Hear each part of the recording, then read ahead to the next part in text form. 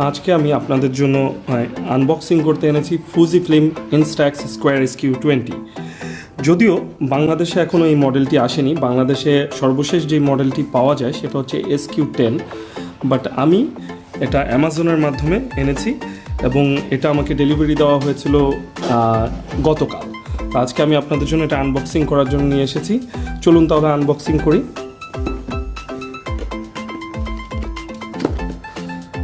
আরেকটা কথা বলে রাখি, এটা দুটো কালারে অ্যাভেলেবেল আছে, একটা হচ্ছে ব্ল্যাক আর একটা হচ্ছে বেইজ কালার। তো আমি বেইজ কালারটা এনেছি, আমার কাছে এটা ভালো লেগেছে, তার জন্য বেইজ কালার। প্যাকেট খোলার পর একটা ডাটা কেবল আছে, এটা হচ্ছে চার্জিং পয়েন্ট প্লাস হচ্ছে ডাটা কেবল হিসেবে ব্যবহার করতে পারবেন। ওটা হচ্ছে একটা স্ট্র্যাপ, এটাতে আপনি ক্যামেরার দুপাশে মানে যে কোনো এক পাশে দুপাশেই লাগানোর জন্য জায়গা আছে, যে কোনো এক পাশে এটা লাগিয়ে আপনি ক্যামেরাটা হাতে রাখতে পারবেন।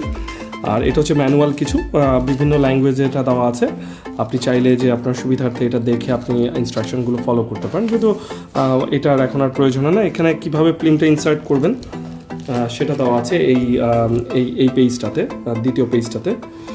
আর এটা হচ্ছে ক্যামেরাটা,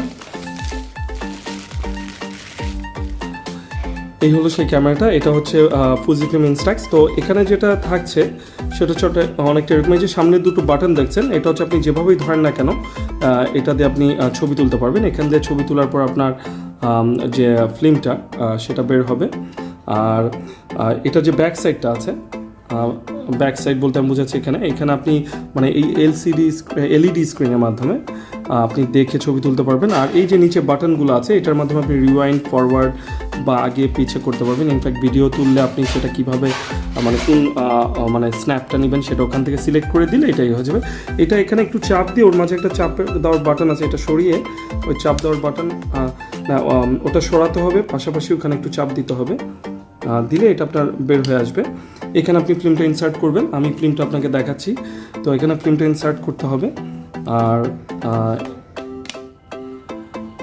এখান দিয়ে ব্যাটারি, এখান দিয়ে স্ট্র্যাপটা দেয় হচ্ছে স্ট্র্যাপ লাগানোর জন্য, যে কোনো এক পাশে আপনি স্ট্র্যাপটা ব্যবহার করতে পারবেন। আর নিচে ব্যাটারি লাগানোর জন্য এই পাশে একটা জায়গা আছে, এখানে এটা হচ্ছে মাইক্রো এসডির ইউএসবি চার্জার পয়েন্ট, আর ওখানে মাইক্রো এসডির জন্য একটা পয়েন্ট আছে, ওইখানে মাইক্রো এসডি কার্ড আছে। এটা হচ্ছে সেলফি মুডের জন্য আপনার ওখানে স্ক্রিনটা, যেটাতে আপনি সেলফিতে দেখতে পারবেন আপনাকে। আর ফ্ল্যাশটা হচ্ছে উপরে আছে, এটা ফ্ল্যাশ লাইট। এবার আমি আপনাদেরকে দেখাচ্ছি ফিল্মটা। এটা হচ্ছে বেসিক্যালি ফিল্ম। তো এখানে 20টা স্ন্যাপ পাওয়া যায় দুটো শিটে, এক একটাতে 10টা করে থাকে। তো আমি একটা প্যাকেট থেকে বের করে দেখাচ্ছি। এবং এই যেরকম দুটো থাকে, এটা একটা, তো এটা খুলে দেন ওখানে ইনসার্ট করতে হয়, এটা খুলে ওখানে ইনসার্ট করতে হয়। আর এর পাশাপাশি আমি আরও কিছু এনেছি, যদিও ওগুলো আলাদাভাবে আমাকে পারচেস করতে হয়েছে।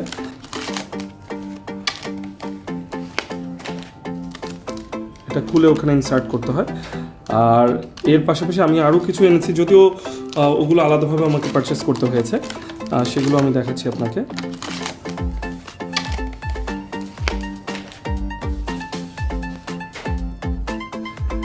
এটা হচ্ছে আপনার স্ট্র্যাপ, ছবিতে দেওয়া আছে, দেখেন যে এটা কীভাবে, এটা কিসের জন্য আপনি ধরে আপনার হাতেও কোনো ইয়ে হলো, এটা অনেকটা সফট, আপনার হাতে কোনো ব্যথা লাগবে না অনেকক্ষণ ধরে রাখলেও।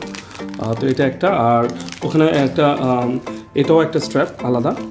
আর হচ্ছে ওইখানে একটা ফাইবার দেওয়া আছে, যেটা হচ্ছে লেন্স মোছার জন্য বা এলসিডি স্ক্রিন মোছার জন্য এটা ব্যবহার করা হয়ে থাকে। আর এর পাশাপাশি এখানে কিছু স্টার্টার কিট, এর মধ্যে আপনার লেন্স পরিষ্কার করার জন্য একটা লিকুইড দেওয়া আছে, প্লাস একটা স্ট্যান্ড দেওয়া আছে, যেটার মাধ্যমে আপনি কাজগুলো সারতে পারবেন। আমি দেখাচ্ছি আপনাকে। এটা হচ্ছে লেন্স পরিষ্কার করার জন্য একটা লিকুইড, এটা ওদের থেকেই প্রোভাইড করা। আর এইটা হচ্ছে আপনার লেন্স পরিষ্কার করার জন্য একটা ফাইবার কাপড় দিয়েছে ওরা। আর হচ্ছে একটা স্কেল, আপনি ওই যে জাস্ট ছবিটা যে আপনি আপনার জন্য কোন মাপে হলো সেটার জন্য, যদিও এটা স্কোয়ার। আর এটা হচ্ছে একটা টাইনি স্ট্যান্ড, খুব সুইট জিনিসটা। আপনি এটার মাধ্যমে আপনি ক্যামেরা বসিয়ে আপনি কাজ করতে পারবেন। তো